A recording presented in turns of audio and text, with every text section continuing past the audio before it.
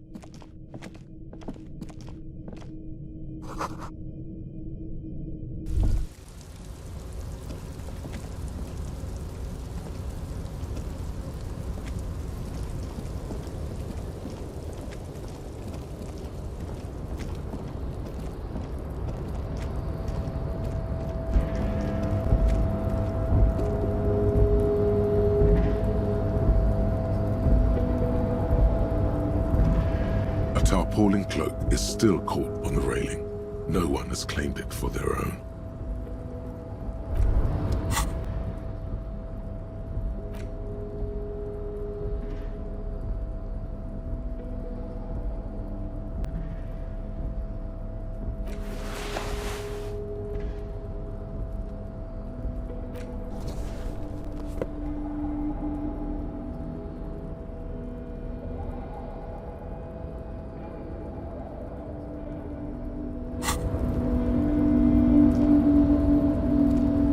A tarpaulin cloak is still caught on the railing. No one has claimed it for their own.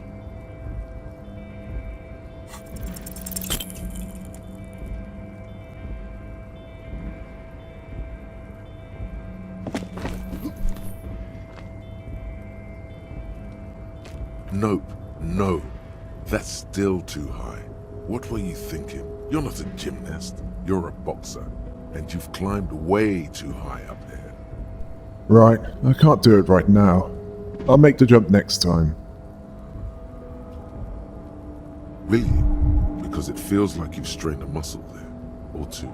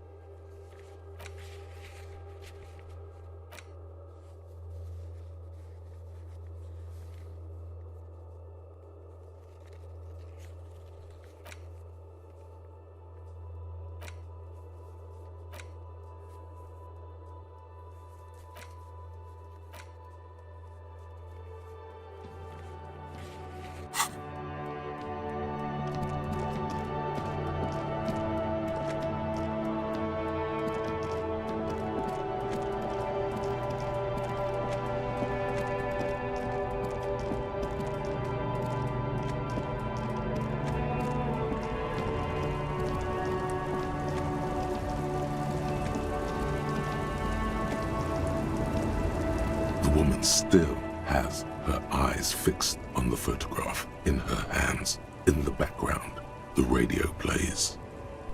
Grandma? Nothing.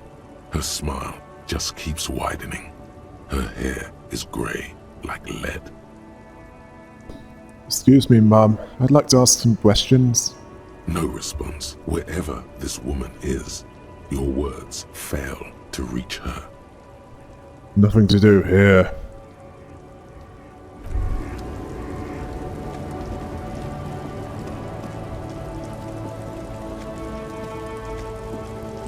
A Stars Ryko, one of the finest Zhimsk-made motor carriages ever.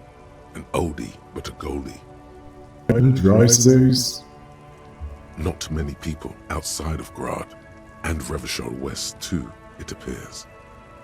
What a beautiful motor carriage. I want to know more. Glad to share. The value of the motor carriage has been seriously diminished by its color. All Stars Rykos are baby blue by default. The paint would be considered unforgivable to collectors. Zephyr blue was also the color Sigismund the Great used for his banners. Strange. This is really all you know about the Stars Ryko and ancient Zhimsk rulers. A Stars Ryko, one of the finest Zhimsk-made motor carriages ever. An oldie but a goldie.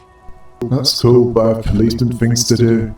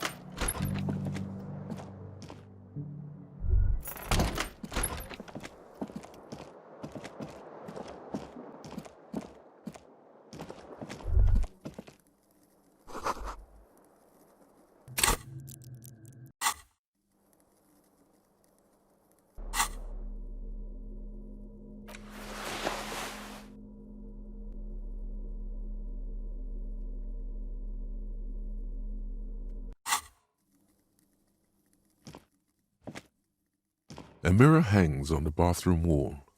In it, your face, adorned with the expression.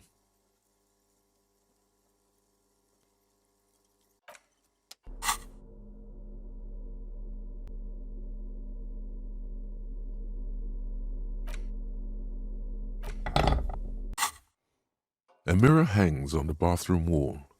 In it, your face, adorned with the expression.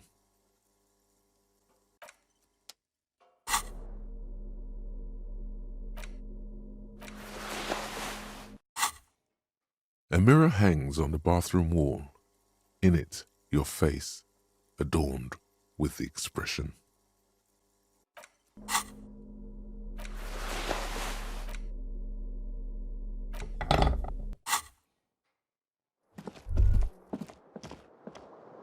The bed is cold and not particularly inviting, but it's yours. The sheets look awful.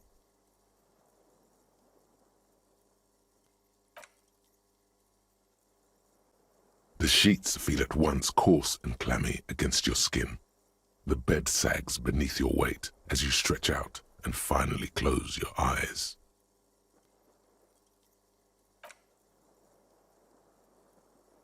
And then sleep. And then sleep doesn't come.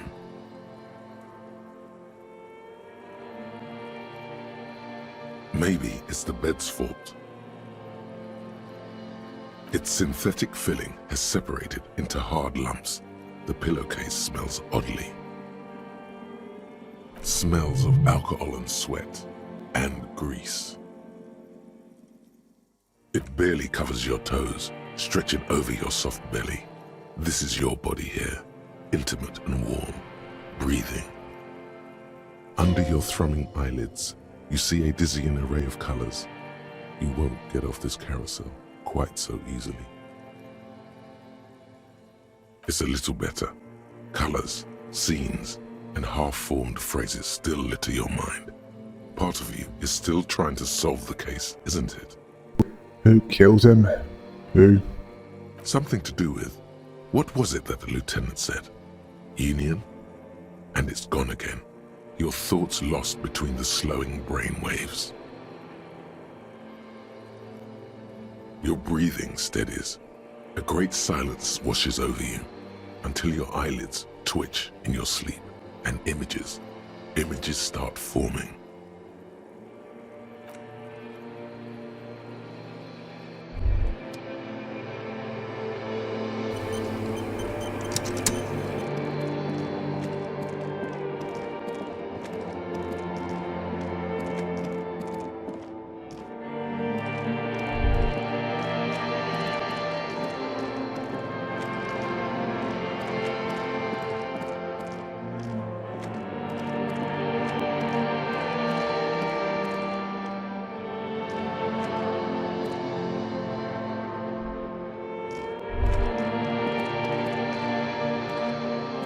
Do you remember the scent of your childhood? I remember nothing. Do you remember your wife's hand on your face? You said, who? Do you remember the warmth of her thighs between her legs and in her mouth? I was left.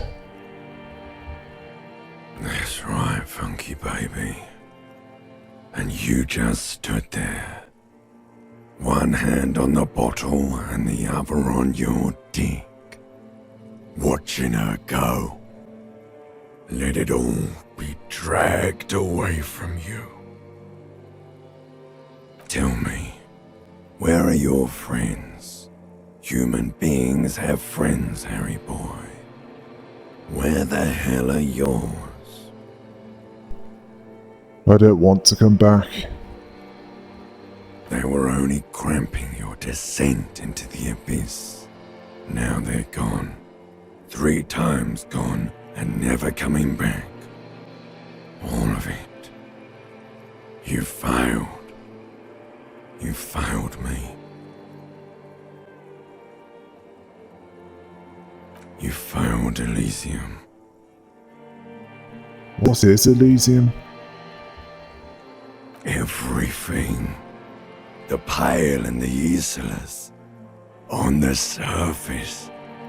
The outer magnetosphere. Burning, furious truth. 8,000 years of written history.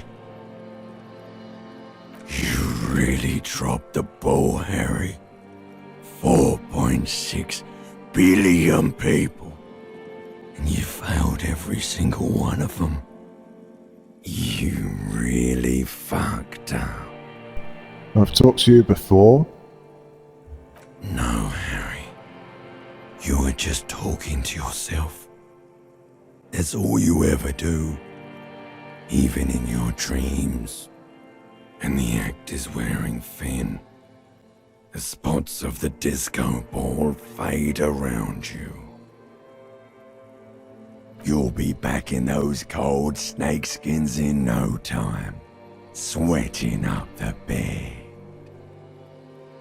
Stinky boy. I can come back from this. You're not coming back from shit, thrashing around in that high conductivity state of yours, bumping into things and acting like a clown. Who are you kidding? My mind is tired and broken. Your mind is what now? I can't hear you. The rest is just a word dream. Jumbled up garbage. The pictures are gone. The bed rises to meet you. A thin, sleep-like state. More glass than velvet grinding in your head. So something is wrong. Sleep shouldn't be this bad, this dry, this unnourishing. There's something wrong with your thoughts. Some kind of new type of hangover. Girl, there's another type. Oh yes, party boy, and it's worse than the one before. Just think of the shit you saw.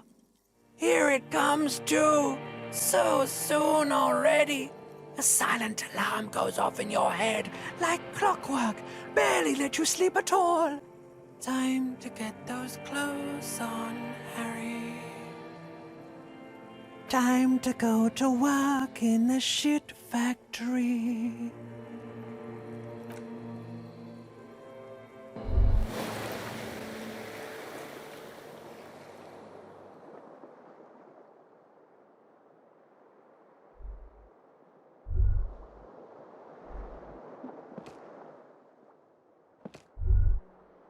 Good going, buddy.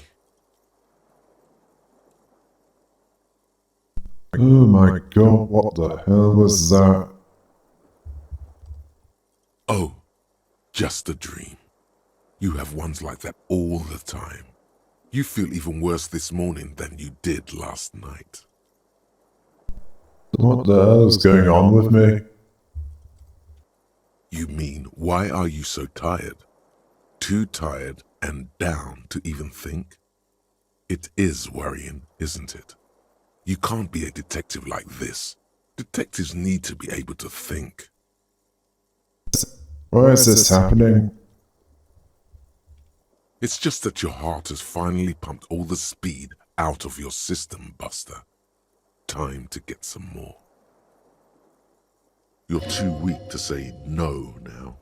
Waking up is the worst part. Maybe somewhere down the line you could decline. No, I can take this. I am not going to go looking for speed.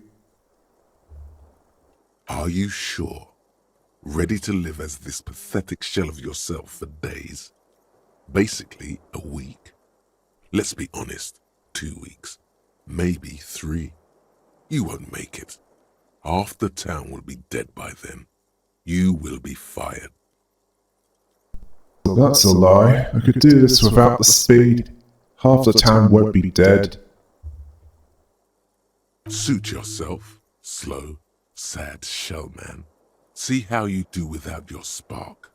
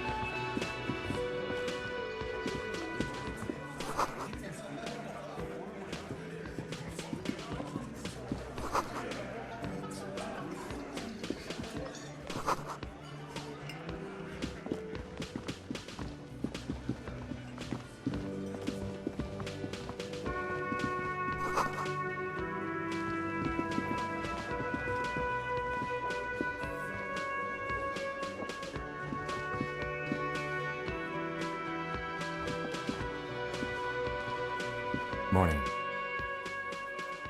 Looks like we can get to work at once. The Union muscle turned up. They look rowdy. We should talk to them. What do you mean, rowdy? I mean ungovernable. Martinez isn't exactly enthusiastic about the RCM being here. They prefer to be policed by the Union. These men here, Men who drink beer for breakfast? There's talk of an armed wing of the Union called the Hardy Boys, who are responsible for state policing. I think it's them. Why do we need to talk to them? Everything points to the Dockworkers Union. The belt used for hanging him, the circumstances in Martinez, my preliminary information. Which may, of course, all be wrong, but we still need to talk to them, and it won't be easy. There are so many of them. Maybe you should call in reinforcements. That would just escalate tensions. No captain would sign off on it. Solving one murder isn't worth a conflict between the RCM and the Debarders Union. In fact, even the death of 2 detectives might not warrant an all-out war. So let's keep a cool head, okay? Let's roll. One more thing before we do. We don't have to talk to them immediately. We can walk right past them, continue with our business. Good. A power move. Purposefully concentrate on something else first. Yeah, streetwise. Zoom right past. Do it on your own terms. But aren't you curious to know what they have to say about the murder? They're in no hurry to leave. They think they own the place. Anyway, I leave that choice to you. Whatever you decide is fine by me.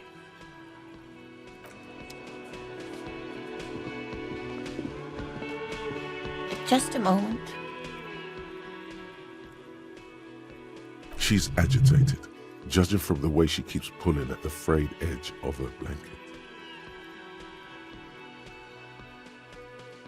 And there's no public phones nearby? The closest phone booth is down the coast. Sorry for the inconvenience, ma'am. It's fine, I understand. Thank you anyway.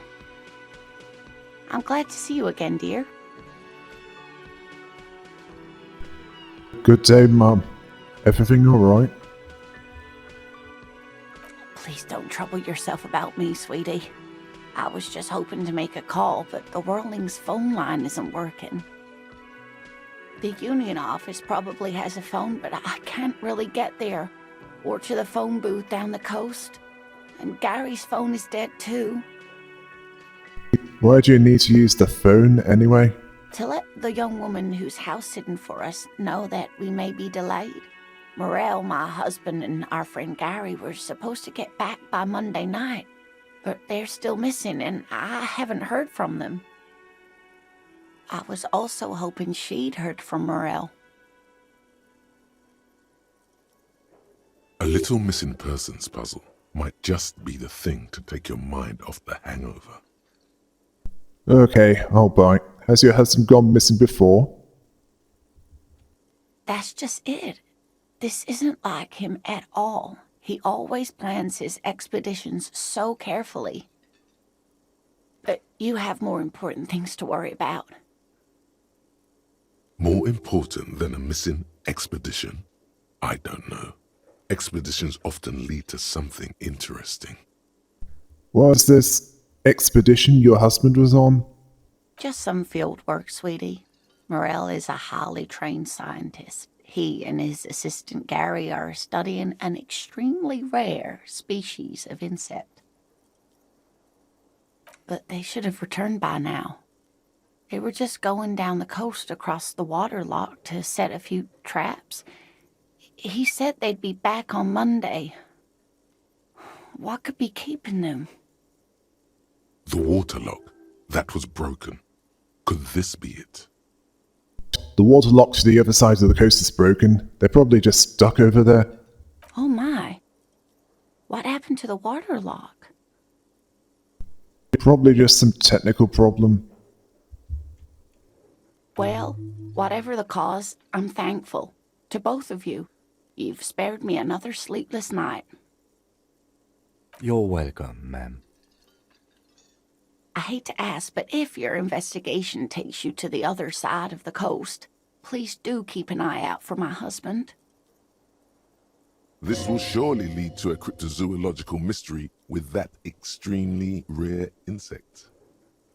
Yes, some left-field scientific research is exactly what you need right now. Funk up that vanilla murder investigation. And if you see him, let him know Lena is waiting for him here at the Whirling. He gets so tangled up in his work that he may not know the water lock's been repaired, and it's cold out there. If I see him, I'll let him know you're here when or if I get there. Oh, you're such a dear. Thank you, sweetie. So your husband is some kind of scientist? Oh, yes. A zoologist. A cryptozoologist, to be more precise. What is cryptozoology? It's a pseudoscience that attempts to legitimize research into mythological beasts and urban legends. That's one opinion, yes. And people are entitled to their opinions. She's used to playing off such insults casually, but they still affect her. My apologies, ma'am. I did not mean to undermine your hobby. It's not a hobby, dear. It's a subfield of zoology, one specializing in animal species that are so exceedingly rare that many assume them to be extinct or even fictitious. Searching for such species called cryptids is difficult and often thankless, and frankly, many scientists are too lazy to do it. Universities these days are rarely interested in supporting real research. The quality of research at Revacholian universities has been on the decline, but you doubt there was ever a time when cryptozoology was embraced by the academic elite. She's completely internalized her husband's struggles. They are her own. That's all for now, Mum.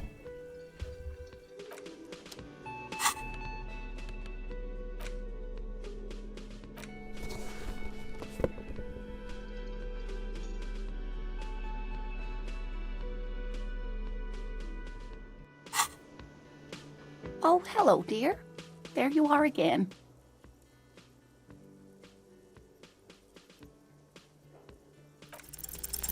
There's really no point in manipulating anyone. She'd be only too pleased to tell you about her work. Go on and ask. Hey, Lena, I'd like to hear about some of the cryptids you studied. Could you just tell me about a couple of them? Oh, I'd be delighted. Truth be told, I could really use the company too. One cryptid, not a couple. One. This won't turn into some kind of cryptid extravaganza. Okay, Kim, just one little cryptid, promise. He nods and assumes a waiting posture. Ooh, tough choice there.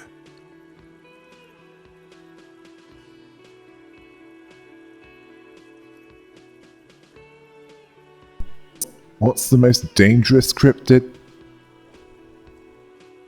The gnome of Jeroma. The gnome of Jeroma? That sounds terrifying. Oh, yes. None of its victims survived.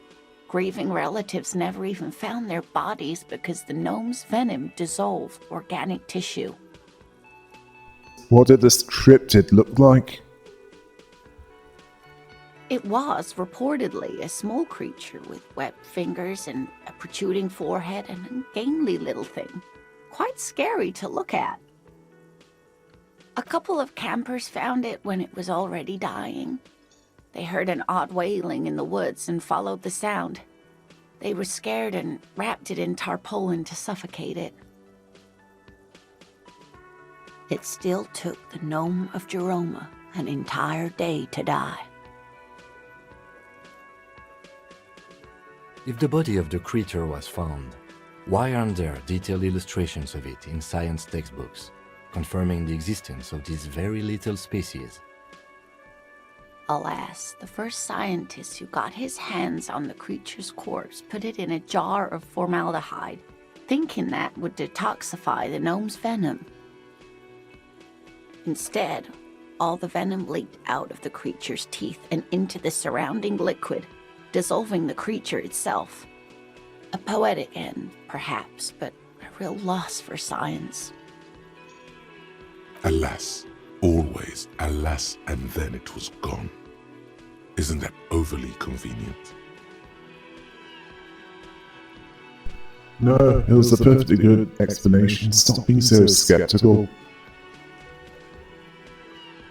Sure, a perfectly good explanation.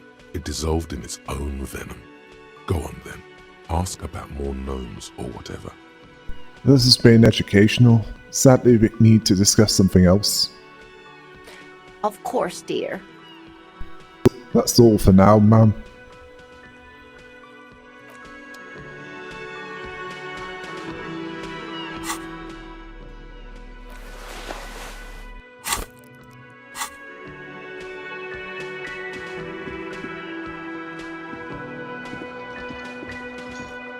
Can I help you? About my bill for tonight? Got the 20 real?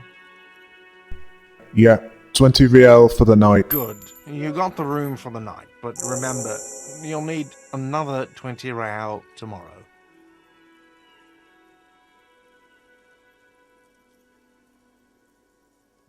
Goodbye.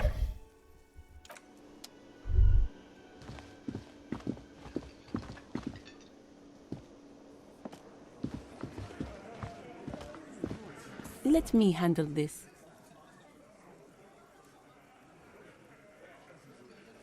You seem a little different today. Less hospitable. You are far from home, Lieutenant. This isn't a district known for its love of self-proclaimed militiamen.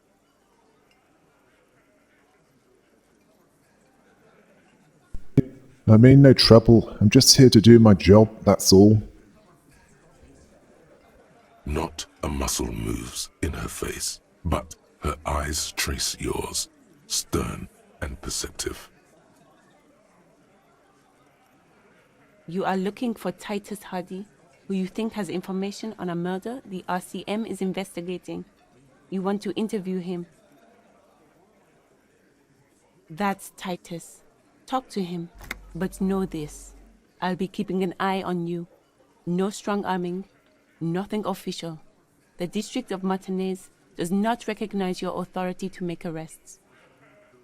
It doesn't matter if you recognize our authority. We will make an arrest, if we have to. She says nothing. Her glare speaks for her. I should talk to Titus then.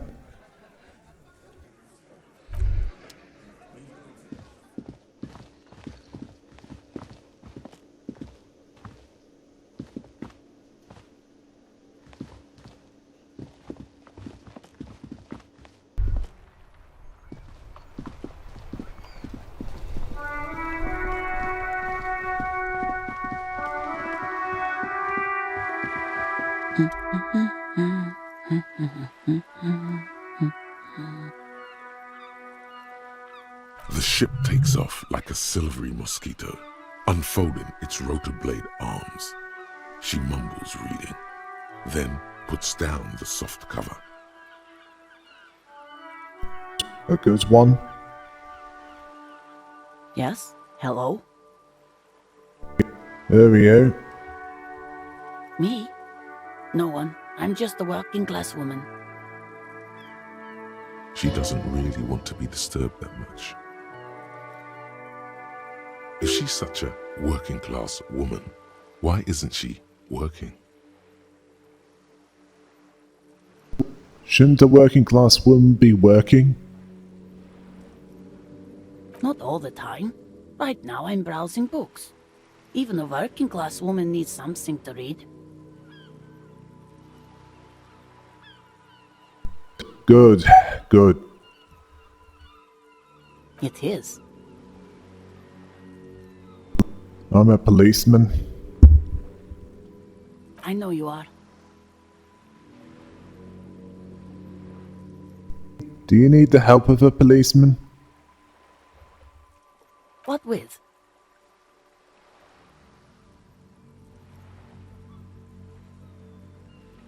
Maybe your husband is missing.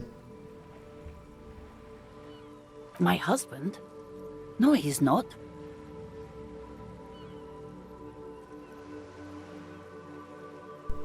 So where could he be? I don't know.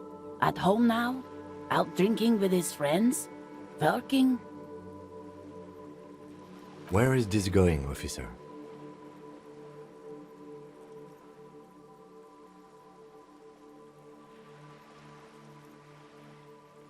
So what I'm hearing is you don't really know where your husband is? Yes, but I don't really need to know where my husband is. Not all the time. Wouldn't you like to? No.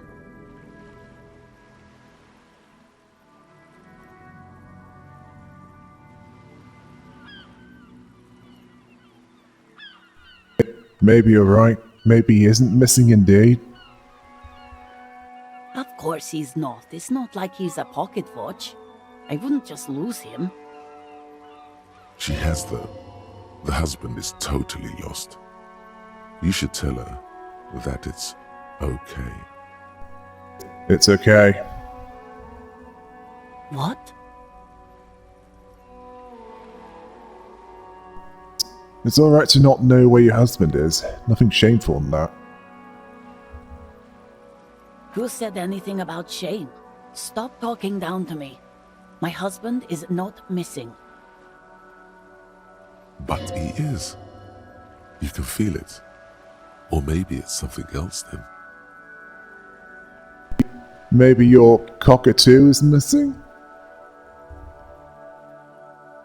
I don't mean to disrespect, sir, but you are being a bit of a cockatoo here. For what it's worth, I agree. But cockatoos can't be stopped when they get ladies. It's better to indulge him at this point.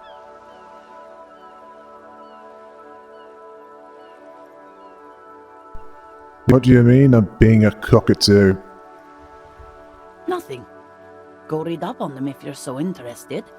There's a great book in the bookstore. Maybe you should. What if the cockatoo is your astral captain? Or your heraldic bird?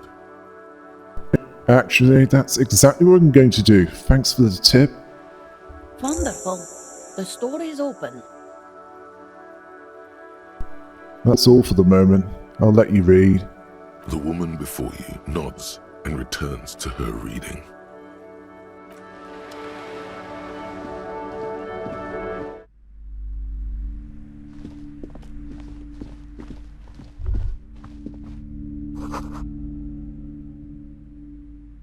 These shelves are overburdened with books from the same series. You see the name Dick Mullen over and over. A couple of spook novels hide amidst all the detective books, thrilling tales of spycraft and daring-do.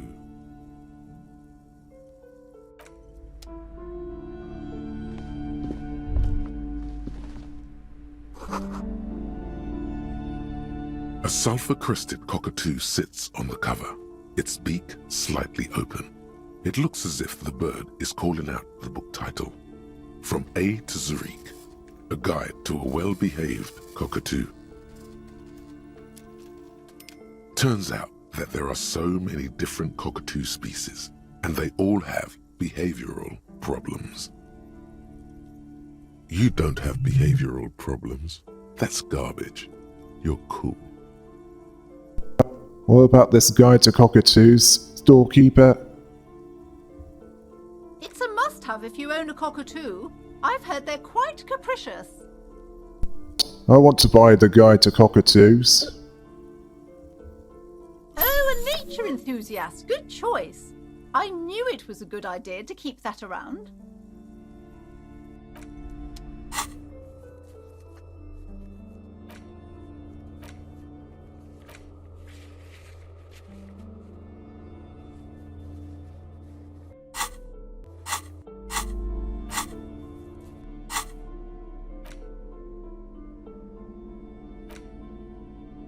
A A cockatoo is a parrot with an erectile crest, found on the Seminine Islands and in southern Fas al-Amer. Known for their intelligence and general precociousness, cockatoos are popular birds in aviculture. However, they often exhibit various behavioral issues.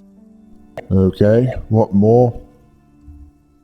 This book talks about the delicate nature of twos, as well as introducing some of the most popular species among the bird enthusiasts. The funeral cockatoo, the major majestic cockatoo, and the most common bang bang cockatoo. It's colorfully illustrated.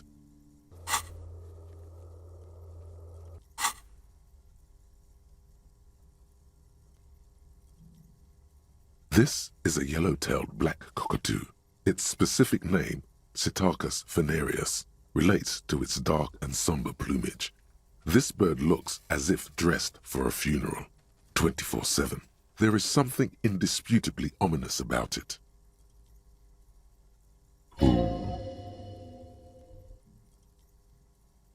Perhaps the most impressive of all the species, the endangered major majestic cockatoo, is often described as the most flamboyant bird in the jungle. Its pink-colored wings and flowing crest embellishing its proud and bumptious nature.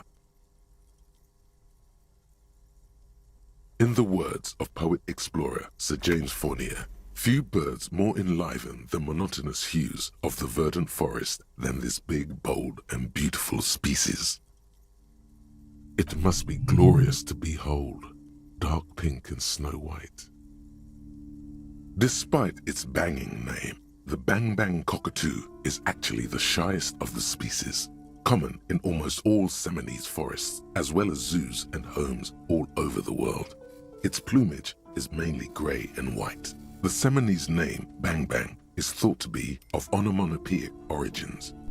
Alright, what problems do these birds have? Where to even begin? All cockatoos are known for their needy natures, requiring attention for at least 2 full hours a day. They love to talk and have been described as lovable clowns who just don't know how to wrap up.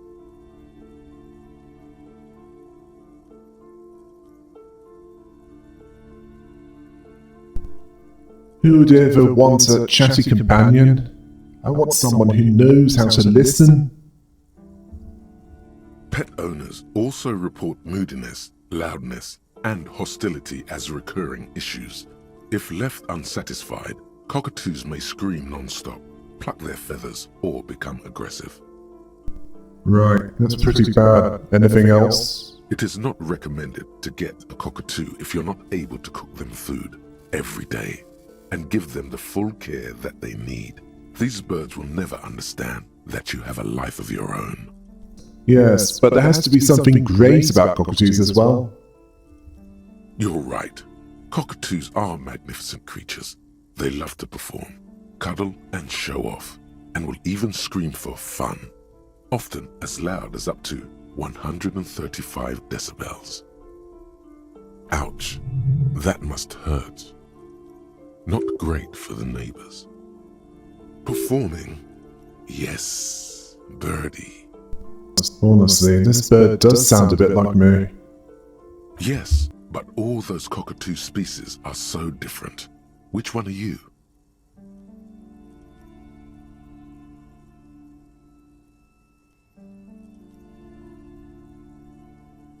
The grey and common bang bang, that's me.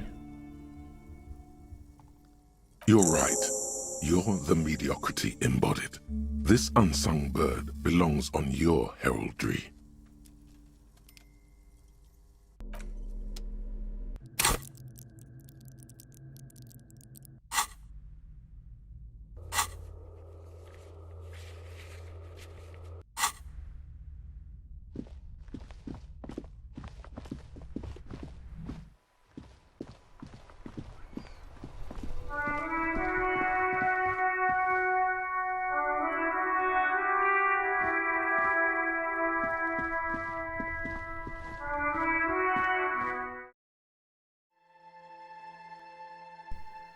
I think next part will be when the investigation is continued.